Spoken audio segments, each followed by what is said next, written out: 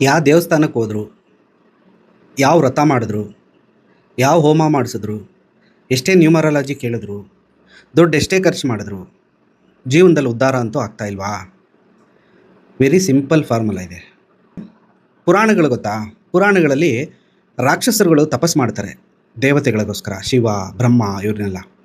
ಅಷ್ಟೆಲ್ಲ ಕಠೋರವಾದ ತಪಸ್ ಮಾಡ್ತಾರೆ, ದೇವರು ಒಲಿತಾರೆ, ವರನೂ ಕೊಡ್ತಾರೆ.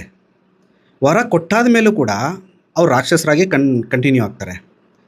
ಅದೇ ಇನ್ನೂ ಕೆಲವು ಜನ ಇದ್ದಾರೆ, ಅರ್ಜುನ ಇರ್ಬೋದು, ಪಾರ್ವತಿ ಇರ್ಬೋದು, ನಾರದರು ಇರ್ಬೋದು.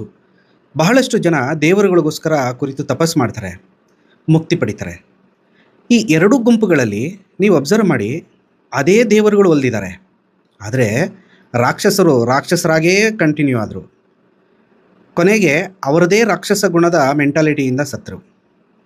ಸ್ನೇಹಿತರೆ, ನಾವು ಇಷ್ಟೇ. ನಮ್ಮ ಮನಸ್ಥಿತಿಯನ್ನು ನಾವು ಬದಲಾಯಿಸ್ಕೊಳ್ಳೋ ತನಕ ದೇವರೇ ಖುದ್ದು ನಮ್ಮ ಮುಂದೆ ಒಲಿದು ಬಂದರೂ ಕೂಡ ನಾವು ಬದಲಾಗಲ್ಲ. ನೀವೇನೆಲ್ಲ ಮಾಡಿದ್ರೂ ಉದ್ಧಾರ ಆಗ್ತಿಲ್ಲ, ತೊಂದರೆಗಳು ಪರಿಹರಿಸ್ತಾ ಇಲ್ಲ ಅಂದರೆ ನಿಮ್ಮ ಮೈಂಡ್ಸೆಟ್ ಬದಲಾಯಿಸ್ಕೊಳ್ಳಿ. ನೀವು ಯಾವ ನ್ಯೂಮರಾಲಜಿಗೆ ಹೋಗೋದು ಬೇಡ, ಎಲ್ಲೂ ಕೇಳೋದು ಬೇಡ. ನಿಮ್ಮ ಮೈಂಡ್ಸೆಟ್ಟೇ ನಿಮ್ಮನ್ನು ಮಿಸ್ಗೈಡ್ ಮಾಡ್ತಾ ಇರುತ್ತೆ.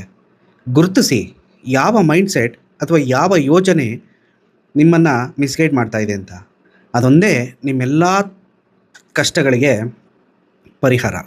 ಒಮ್ಮೆ ಪ್ರಯತ್ನಿಸಿ ನೋಡಿ, ಖಂಡಿತ ಸಕ್ಸಸ್ ಆಗ್ತೀರಾ.